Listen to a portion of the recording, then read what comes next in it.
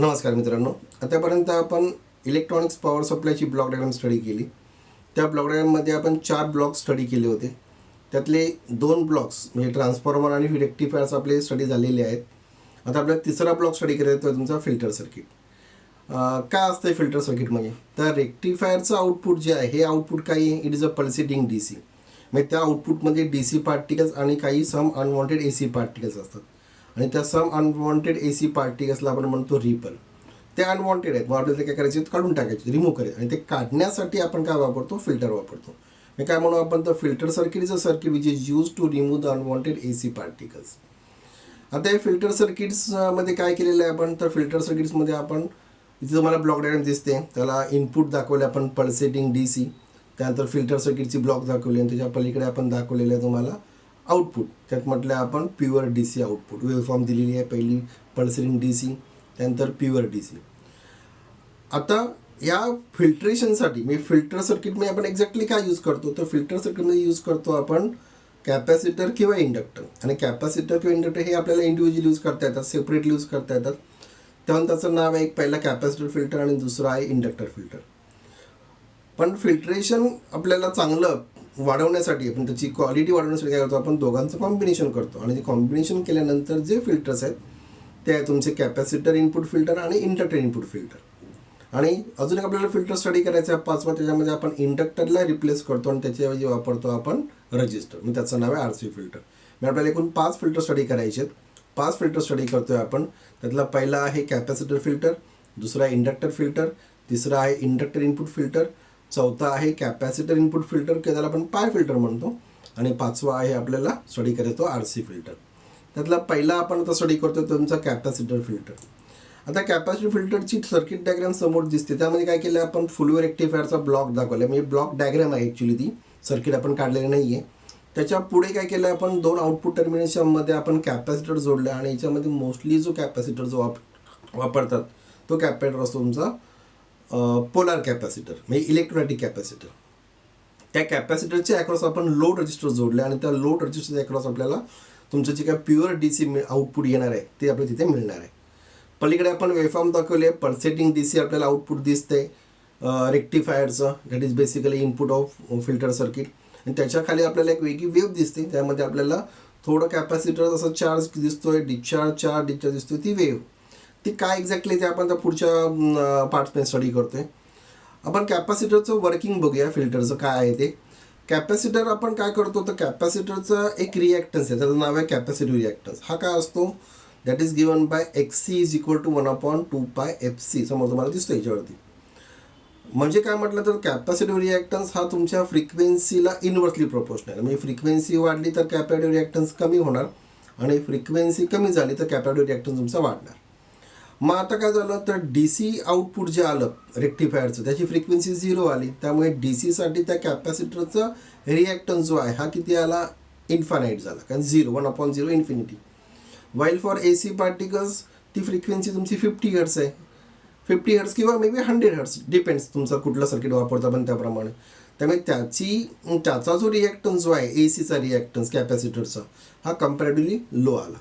मग आता आपण काय केलं, तर आपण जे आउटपुट बघतो आपण याच्यामध्ये, त्या आउटपुटमध्ये आपल्याला असं दिसतंय की कॅपॅसिटर जो आपण अक्रॉस जोडला आहे त्या रेक्टिफायरच्या पुढे टर्मिनसमध्ये, तो काय करतो, ए सी पार्टिकल्सला सरळ खाली पास करतो. म्हणजे आपण म्हणूया बायपास, ए सी पार्टिकल्स गेट बायपास आणि ते ग्राउंड झाले. आणि डी सी पार्टिकल्स काय झाले, कॅपॅसिटरने ब्लॉक केले.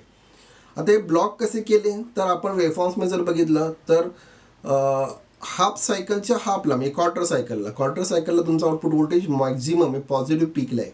मग त्या पॉईंटपर्यंत कॅपॅसिटर चार्ज होत गेला, आणि आफ्टर दॅट पॉईंट कॅपॅसिटरला मिळणारे इनपुट व्होल्टेज म्हणजे output of rectifier is continuously decreases. ते कमी व्हायला लागल्यामुळे काय झालं, कॅपॅसिटर तुमचा डिस्चार्ज झाला. तो कुठून डिस्चार्ज झाला, ऑब्व्हियसली थ्रू लोड रेजिस्टन्स. म्हणजे ते जे कॅपॅसिटरच्या अक्रॉस जे व्होल्टेज डेव्हलप झालं होतं, स्टोअर केलं होतं, ते लोडकडे आलं. ते पूर्ण 0कडे गेलं का, कारण तो डिस्चार्ज होतोय, तर नाही, कारण लगेच immediately the next half cycle appears. आणि त्या नेक्स्ट हाफ सायकलला काय झालं, रायझिंग पोटेन्शियल आलं. म्हणजे पोटेन्शियल आउटपुटचं जे आहे रेक्टिफायरचं ते वाढतंय. आणि त्यामुळे काय झालं, कॅपॅसिटरला त्याने परत रिचार्ज केलं, परत तो पीकला चार्ज झाला. पीकला चार्ज झाल्यानंतर परत ते व्होल्टेज काय झालं तुमचं, पीकपर्यंत कमी व्हायला लागलं, परत कॅपॅसिटर डिस्चार्ज झाला, परत ते व्होल्टेज वाढलं, परत कॅपॅसिटर डिस्चार्ज झाला. म्हणजे ही जी प्रोसेस जी आहे ही प्रोसेस तुमची कंटिन्यू राहते आणि आउटपुटला जो आपल्याला सिग्नल मिळतो हा compare to the output of rectifier तो प्युअर आहे. कारण ए सीला आपण बायपास केलं, त्यामुळे कॅपॅसिटर फिल्टर काय करतो, ए सी बायपास करतो, ग्राउंड करतो आणि फक्त डी सी पार्टिकल्सला आपल्याला आउटपुट टर्मिनलच्या क्रॉस अप्लाय केलं जातं. मग आता या सर्किटचे ॲडव्हान्टेज काय आहेत, तर पहिला ॲडव्हान्टेज आहे आपण कॅपॅसिटर वापरतो, स्मॉल साईजचं आहे, एकदम लहान compare to other filter components. त्यानंतरचं वेट जर बघितलं आपण कॅपॅसिटरचं, it is light in weight. त्यानंतर कॅपॅसिटरची कॉस्ट जी असते ती पण कमी आहे, लो इन कॉस्ट. आणि शेवटचं पॉईंट आहे त्याचं कॅरेक्टरिस्टिक्स गुड असतं. म्हणून जेव्हा आपल्याला सिंगल साधा फिल्टर वापरायचा असेल तर आपण काय प्रेफर करणार आहोत, we are going for the capacitor filter. That is our first filter, capacitor filter. आता आपल्याला पुढचा फिल्टर स्टडी करायचा आहे तो तुमचा इंडक्टर फिल्टर.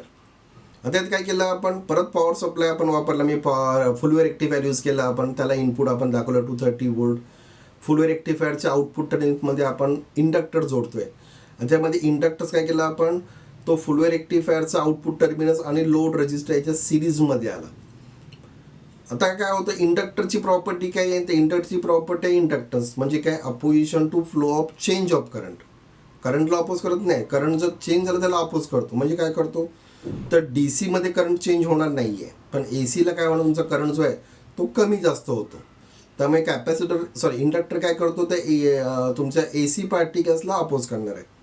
म्हणजे इंडक्टरची जी property opposition to flow of any change of current, त्याचा जर आपण इंडक्टिव्ह रिएक्टन्स काढला तर तो फॉर्म्युला आहे Excel is equal to 2 pi F L. XL is equal to 2 pi F L. त्यामुळे काय झालं, 2 पाय एफ एल म्हणजे inductive reactance is directly proportional to the frequency. D सीला फ्रिक्वेन्सी किती आली, 0 आली. इंडक्टिव्ह रिॲक्टन्स किती झाला, 0. 2 पाय एफ एल, एफ 0, बाकीचे पॉईंट्स काही असो, आउटपुट 0, तो इक्वेशन 0 झालं.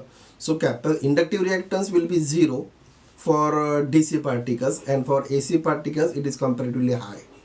त्यामुळे काय झाले, ए सी पार्टिकल्स आता त्या इंडक्टरमधून पुढे पास होत नाही. इंडक्टरने ए सी पार्टिकल्सला ब्लॉक केले and only the D C particles are manage to pass through it. म्हणजे परत आपण ए सीला रिमूव्ह केलं आणि डी सीला पुढे पास केलं. म्हणजे आपल्याला आउटपुटला काय मिळालं, तर आउटपुट टर्मिनलच्या across we are getting only a D C particles. म्हणजे आपण फिल्टर केलं. So it is a one type of filter which is use in a power supply. आता या सर्किटचे ॲडव्हान्टेजेस काहीच नाही तसं म्हटलं तर, मोस्टली आपल्याला ड्रॉबॅक्सच दिसतात. पहिला ड्रॉबॅक काय आहे, तर आपण इंडक्टर वापरतो. इंडक्टर्समधले लॉसेस आणि लिकेजेस. लॉसेस कुठले, कोअर लॉस, कॉपर लॉस असतात, लिकेजेस असतात इंडक्टर्समध्ये. त्यानंतर कम्पेअर टू कॅपॅसिटर, कॅपॅसिटर्स हा एवढाच होता आणि इंडक्टर्स आपण जर बघितलं साईज मोठी येते इंडक्टरची. तर compare to capacitor the size of inductor is large, it is large in size. त्यानंतरची कॉस्ट जी असते कॅपॅसिटरच्या कम्पॅरिझनमध्ये it is a high in cost.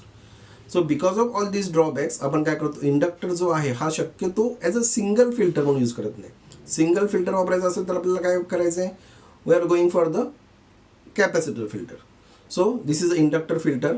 आता आपल्याला पुढच्या लेक्चर्समध्ये आपल्याला बाकी राहिलेले 3 फिल्टर स्टडी करायचे आहेत. Inductor input filter, capacitor input filter आणि तिसरा आहे तो RC filter. Okay, thank you.